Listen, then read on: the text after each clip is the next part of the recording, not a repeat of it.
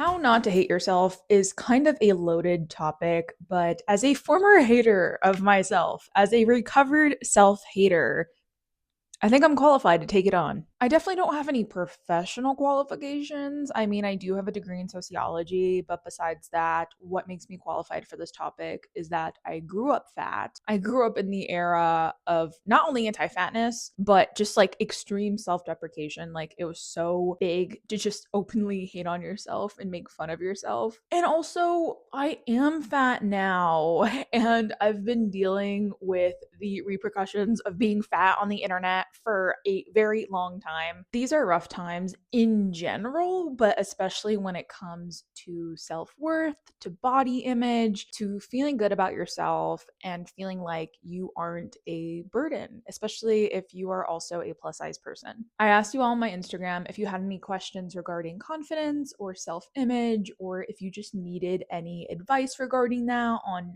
any topic you want. So we're gonna go through those now. Really quickly, before we begin, I do just want to give a quick content warning for discussions of fat phobia and eating disorders.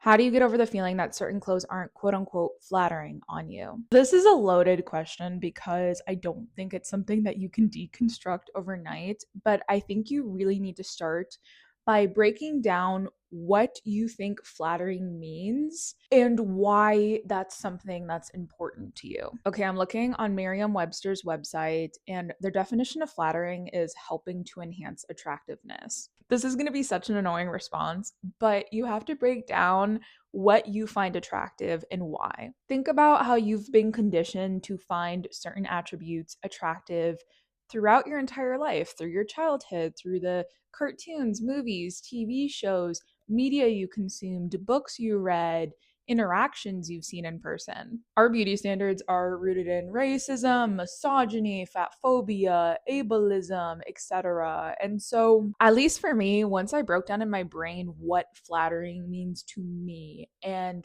why do I care about it so much, it just became very apparent that I don't care about it that much and I don't want to spend the rest of my life chasing it. My body type and shape in general is not considered a conventionally attractive body type or shape. Like, I don't see it positively represented anywhere. I don't see it in movies, TV shows, magazines. I don't see people who carry their weight in their stomach and have loose skin and have stretch marks all over their body and cellulite talked about in a positive way. So I know the word flattering is not meant for me because my body is inherently unflattering to a lot of people. And the thing about me is I don't care what other people think. Like, I don't want to live my entire life worrying about what other people think of my body, of my outfits, of my personality, of who I am as a person. If I want to wear low rise jeans, I'm going to wear low rise jeans. If I want to wear a crop top or a sleeveless shirt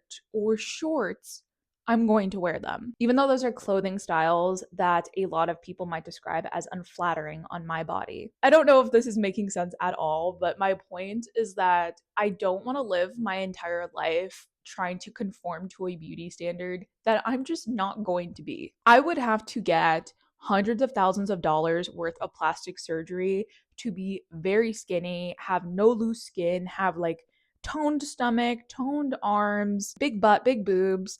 And I'm not really interested in that. If I had hundreds of thousands of dollars, I would be buying a home. I would become a homeowner. Anyways, hope that was helpful. The next question I have is kind of similar to the first one, so I'm going to lump these two together. How do you get over caring about what others think? I used to care about what other people thought about me so much that it consumed my entire existence. I didn't want to go to school. I didn't want to go out with friends. I didn't wear clothes that I liked. I just covered myself up. I didn't put myself out there because I thought that I wasn't worthy of that. I thought that I didn't have the right to exist. And that's the problem when you care so much about other people think, is that you are wasting your life. You are wasting your one precious life worrying so intently and so deeply on what other people think of you. And for me, I cared a lot about what strangers thought of me, people that I didn't even know or talk to. And I think what finally clicked with me is I realized I just don't want to spend my life doing that. I don't want to wake up one day and be 45 and be like, oh my God, I've spent my entire life not doing what I want to do and not wearing what I want to wear and not being who I am as a person because I was so worried about what strangers thought of me. And it doesn't just apply to strangers, it could be friends, it could be family, it could be partners, it could be people you're in intimate relationships with. But I also just eventually realized that no matter what I do as a person, people are going to have their opinions and they are going to judge me. It doesn't matter what I do, what I say, what I think, what I look like. No matter what, people are going to have their opinions of you and they're going to judge you. I am not saying that people are not going to judge you. People will always be judgmental, but I think it's up to you to develop a stronger sense of self and realize that you don't need other people's validation in order to live your truth and be who you are as a person. I've said this before, but you could literally be like Bella Hadid or whoever you look up to the most and think is the most beautiful person in the world. You could be that person and people will still judge you and have negative opinions of you. So I think it's just a matter of building a stronger sense of self and self worth and realizing that you are your own person and you are allowed to exist without the opinions of others constantly hanging over you.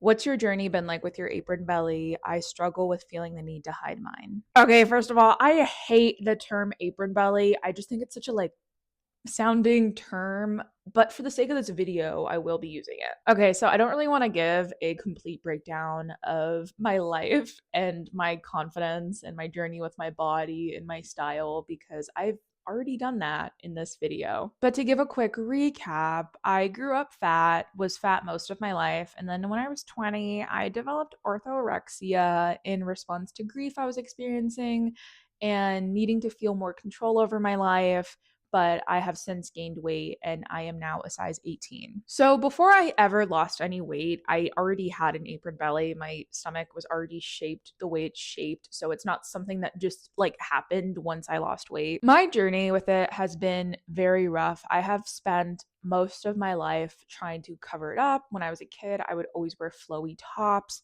and like cardigans because I didn't want anyone to know that I had a stomach ever. As I got a bit older and entered my 20s, my relationship with it started to get better, but when I was 20, that was the rise of TikTok. So I would get a lot of questions regarding my stomach and people asking me why it looked that way, which I always thought was such a weird question to ask because I have never in my life felt the urge to ask someone why their body looks the way it does. I just think that's very rude and just a weird question to ask. I got a lot of people speculating that I had children that I was hiding from the internet, that I was just secretly a mother and I gave birth and I just wouldn't tell anyone. And I would get that a lot. Like some people would just say it was from weight loss, which like yes, weight loss gave me loose skin, but my stomach had always been shaped like that. Sorry, I can't get over the fact that so many people genuinely thought that I had secret kids that I was just refusing to tell anyone about. They're so secret, I don't even know about them. So around that time, because I was getting more attention on the internet and I was younger,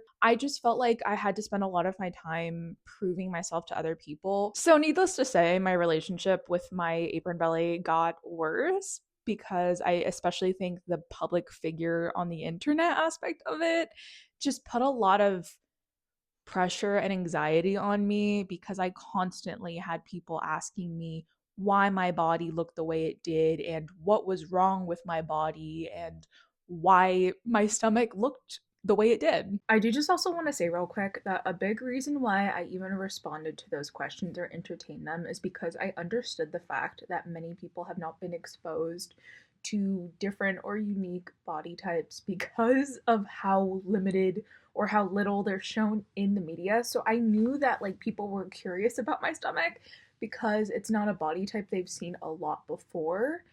But at the same time, I think it's just good practice to not ask people why their bodies look the way it does. And this was all happening while I was like 21, 22, so my brain was not fully developed and it was not good for my sense of worth. So fast forward to now that I have gained more weight, My relationship with my stomach fluctuates. Some days I'm really like, damn, should I spend tens of thousands of dollars and get a tummy tuck? But then I'm kind of like, nah, because I don't even really like how tummy tucks look. They always look a little uncanny to me. And also, why should I have to alter my body surgically to fit into societal beauty standards I don't even agree with? There's good days and there's bad days. Sometimes I really don't care about my stomach. I don't care about showing it off. If I catch myself from a certain angle, I'm just kind of like, whatever, that's my body. And I think that's why it's really important to learn about fat liberation, to read about anti fat phobia literature, and why I've kind of embraced body neutrality over body positivity because I like adopting the mindset that my body is just a body and it's neutral. Like, I don't have to be like, oh my God, my body's perfect just the way it is and I love it. But rather,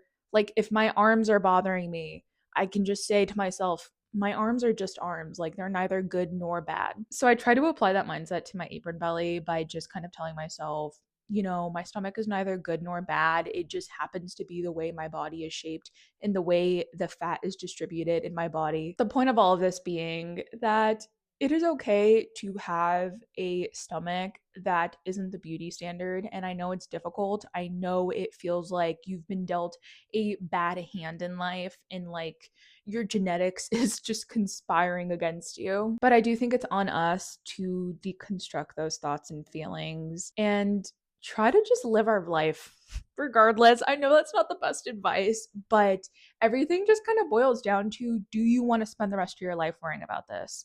And on your deathbed, hopefully when you're very elderly, are you going to be like, damn, I wish I had a toned flat stomach? My life has been worthless. And I mean, I hope the answer is no. I hope you don't want to be thinking that in your last moments of life.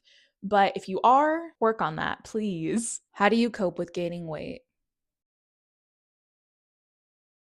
Oh, my baby girl just had a big stretch. I love you, girly pop. It took me a while to even realize I was gaining weight after my weight loss because obviously it happens very gradually, at least for me it did. And then so before I knew it, I'm like, oh wow, like I can't fit into my size 12 skirts anymore and size 18s fit me. Everybody's bodies are different, but I know personally for me, weight gain is something that I'm not really shocked by because I do have Hashimoto's, which is a thyroid condition. I have hypothyroidism, so that means that my thyroid moves slower and my metabolism is slower. Okay, I feel like I kind of skirted over what Hashimoto's is. So I do just want to clarify that Hashimoto's is an autoimmune disorder where your immune system attacks your thyroid gland and it can cause hypothyroidism, which is an underactive thyroid. I also know that I'm generally a pretty healthy person. Like, I'm pescatarian. I was vegetarian for a very long time, but I still mostly eat vegetarian. I'm gluten free because I have Hashimoto's. So, not eating gluten just makes me feel better. Like, I have more energy, and I'm like, whoa, like I'm a person again. And that's not to justify my weight gain in any way because you don't need to justify your body to anyone, but it's just to explain that people gain weight for different reasons. And I think for me, how I've been able to cope with that is just by the idea that, like, maybe my body is just supposed to be this size. When I lost weight years ago because of my eating disorder, I was not in a good place mentally. I was very restrictive with my food. I was obsessive with exercising, and it made it all a very bad experience for me. Like, eating wasn't fun, living wasn't fun, exercising was a punishment for me. So if I exist in this space now where I eat what I want while still eating pretty healthy because I just want to nourish my body and moving, but not making it a punishment. Like, exercise for me could be me going on a long walk. Like, it's a beautiful sunny day today. So when I'm done filming, I'm going to go on a walk. Just trying to move my body in whatever way I want. And if I do all of that stuff and my body stays the same weight, maybe my body is just supposed to be this way. We all need to be kinder and more gentle with ourselves because, especially when it involves weight gain, our instinct is to go to guilting ourselves and feeling bad and beating ourselves up and being like, how could you let this happen? And that just kind of plays into anti-fatness because I'm not saying that you have to be okay with gaining weight or you're fat phobic, but I am saying that a lot of us have internalized fat phobia that we need to come to terms with and deconstruct. Before I ever lost weight and I had a lot of internalized fat phobia, exercise was my punishment. I thought that that was something I had to do because I did something wrong and I was punishing myself to make it right. And because I've worked really hard to try my best to deconstruct that anti fatness, I'm not saying it's gone completely, but it is something that I have been working on for a very long time. Now, when I exercise, instead of thinking of weight loss, I just think of movement. I think of strength. I think I just want to move my body. I want to move my muscles and my joints, and I want to make my body stronger, and I want to move so I feel good. Sorry, I'm not even entirely sure that I'm fully answering this question, but I hope everything that I said makes sense. I think the advice I have for these next two questions will be better, which I'm just going to combine into one because they're pretty much the same. How to deal with the shift towards smaller bodies, in parentheses, Ozempic trend, and how are you remaining strong amidst the descent of body neutrality and positivity? So, first and foremost, I'm not dealing with it very well. As someone who is plus size and has carefully built my platforms to be a safe space for people regardless of their size or weight, I would never post weight loss content or anything that I think would make my followers feel just very uncomfortable. And it's been rough. It's been rough being a plus size creator publicly on the internet amidst the very quick shift back to blatant and open fat phobia. And especially seeing that kind of content or rhetoric from people that I used to be mutuals with and I used to respect. And it's just all very disappointing, especially how a lot of people are just eating up the anti fatness and the weight loss content without a critical thought in sight. I am caffeine deprived right now, so I hope this comes out eloquently. But really quickly, I just want to say that when I say this, I'm not trying to tell people what to do with their bodies. Like, if you want to lose weight or you want to take weight loss injections, whatever, like, that's not my business. It's not my life. I'm just saying, for me personally, I don't want to see that kind of content. And I'm specifically disappointed by people who build their following off of the plus size community and then quickly shift to like the opposite and then are just like, I'm going to lose weight and I'm not going to be like sensitive about this topic at all. And those are the people that I unfollow or block because personally I just don't want to see weight loss content. Do what you want with your body, but that's triggering for me. I don't like it. So why should I have to look at something I don't want to see?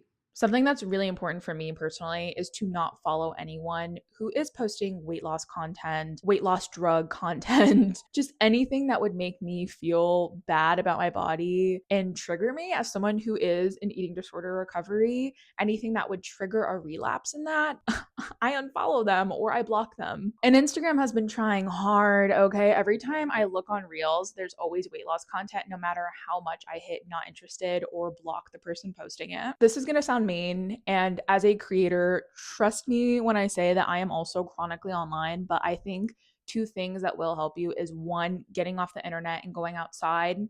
Two, unfollowing people who make you feel like shit about yourself and really just curating your feed to make it a safe space for you where you won't feel bad every time you go on social media. I know sometimes it's unavoidable.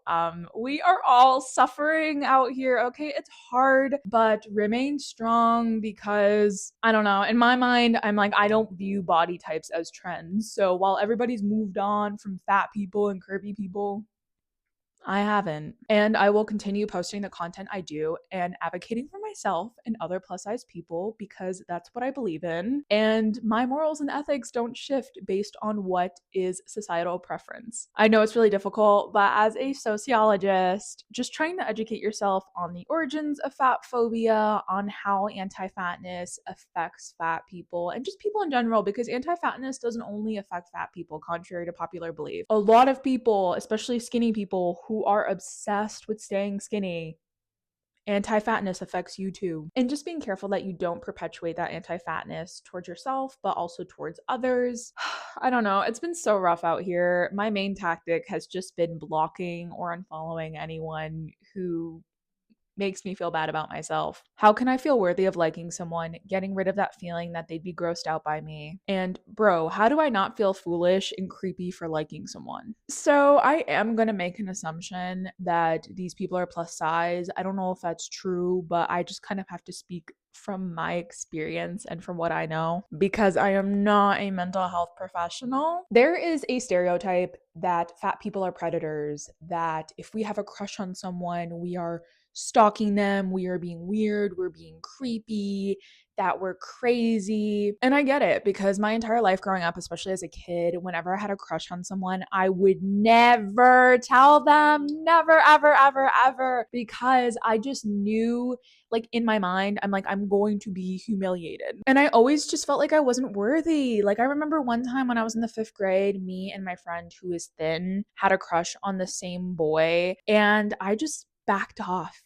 even though it made me really sad because I just knew that he would never go for me because I was fat. Now, keep in mind, I'm talking about 10-year-olds, so I'm not saying that's the case for you because obviously I think that if you are a plus size person, you are allowed to exist and you are allowed to have a little crush, okay? I think in order to not feel foolish and creepy for liking someone, once again, you need to develop some sense of self and self-worth. I know I sound like a broken record, but a lot of these things are related because it just takes some time to deconstruct those thoughts in your mind and think about, why do I feel creepy for liking someone? It's not creepy to like someone as long as you are like respecting their boundaries and not stalking them and acting like a weirdo towards them and are both consenting adults. It's not creepy to have a crush. To quote Serial Experiments Lane, no matter where you are, everything is always connected. No matter where you are, everyone is always connected.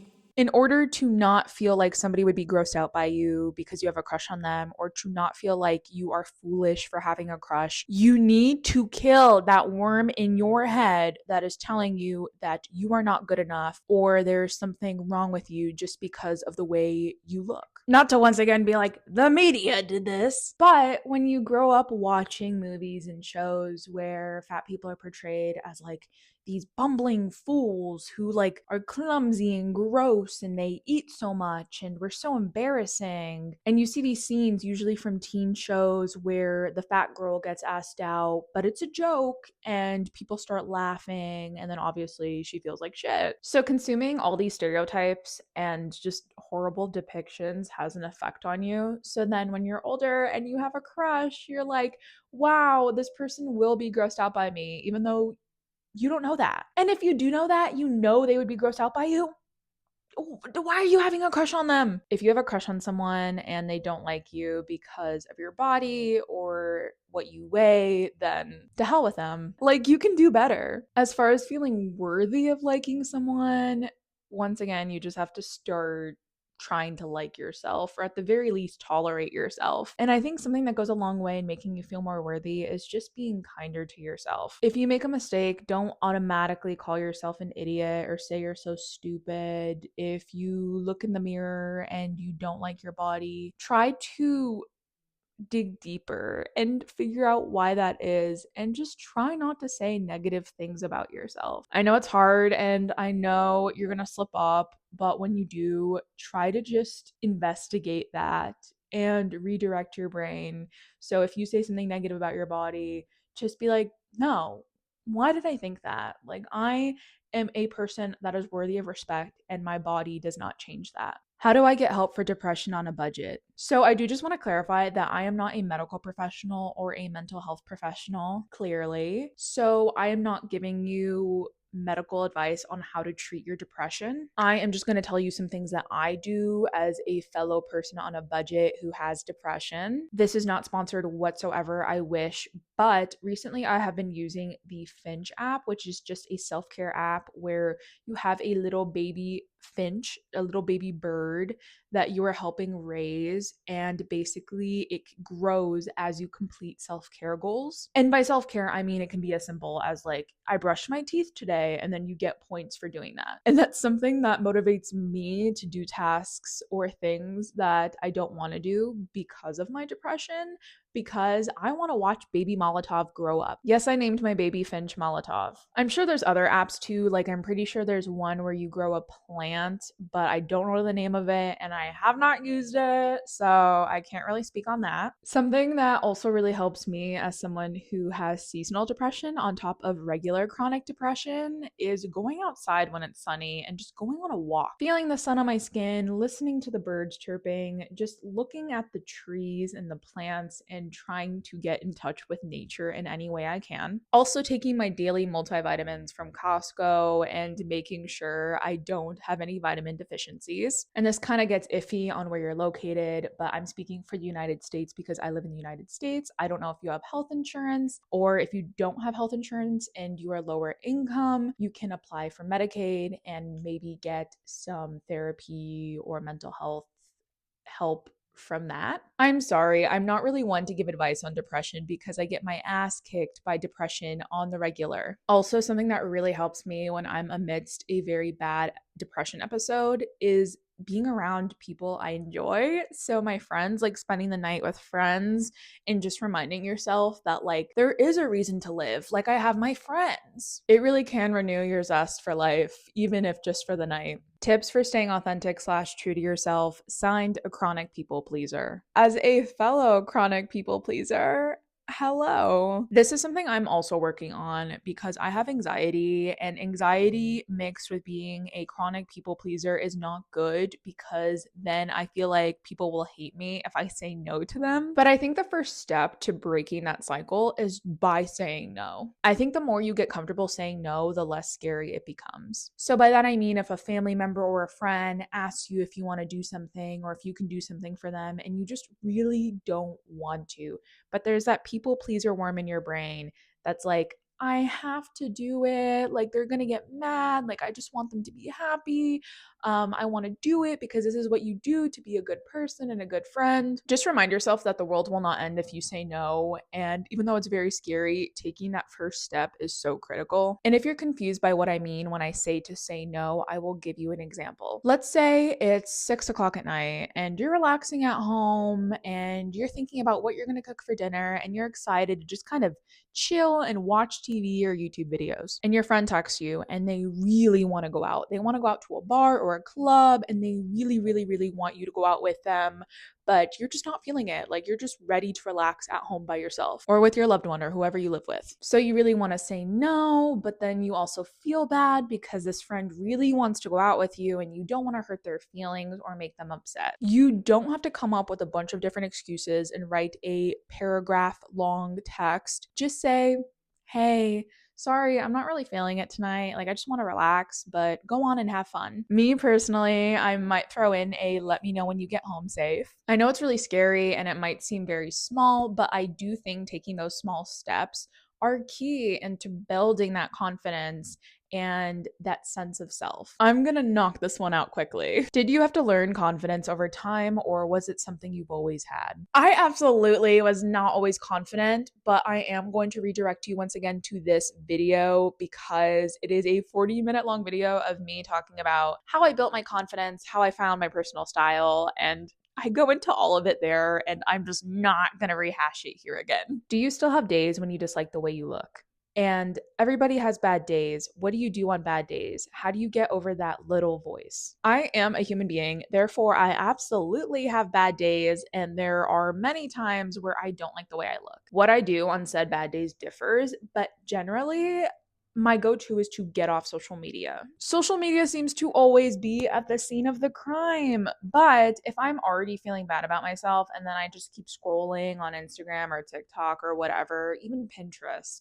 I just end up feeling worse about myself. Some days I really lean into it and I'm just like, maybe today's just a bad day and I just gotta get through it. Like, there's no turning this one around. Or other days I try to combat it by putting on a cute outfit. And I know that can be difficult, especially if it's a day where you don't like how you look and you're feeling bad about yourself. And just going out and doing something, like maybe I'll go get coffee at a cafe with my boyfriend, or go to the lake, or go on a walk, or do some thrifting or painting. I've really been liking painting. So just doing something that makes you feel good. Like, it doesn't necessarily have to do with your looks or your outer appearance, but just something that generally makes you feel good. I'm gonna be honest with you all, there is no cure. A lot of the time, it's just taking it day by day and trying to unpack the negative feelings you have about yourself. But I don't know if there's ever gonna be a time where I never have bad days or I dislike the way I look. Because at the end of the day, we're all human and certain expectations are just way too high to ever reach. But most of the time, to get rid of that little voice, I just literally have to give myself time. Like, I just have to give myself time to feel bad and then eventually get over it, which is usually like once I go to sleep and then I wake up in the morning and then I'm like, wow, why was I so upset yesterday? Kind of embarrassing. I think, especially as someone in my mid to late 20s, I know for a fact that I don't have life in general figured out, yet alone in my own life. So I just have to be kinder to myself and give myself the space to learn and grow and feel what I'm feeling without making myself feel guilty or bad for it. And I hope that's something you're all able to do as well. That is the last question because my leg is asleep and I desperately need to get up and move. But thank you all for watching. I hope you enjoyed, and I hope this video at least helped you somewhat not hate yourself, maybe make you feel a little bit better. And if you still need more help, I do have an Instagram and TikTok where I post videos about self image, body neutrality, fat liberation, cute outfits, just stuff in general, trying to make people feel better about their body image, especially in the social media and societal anti-fatness landscape we are in. Don't be mean to yourself because my co-host doesn't like it. Look at Loaf. She is so cute. Look at my perfect little girl. She's just everything. Anyways, me and my co-host will see you all in my next video. Bye.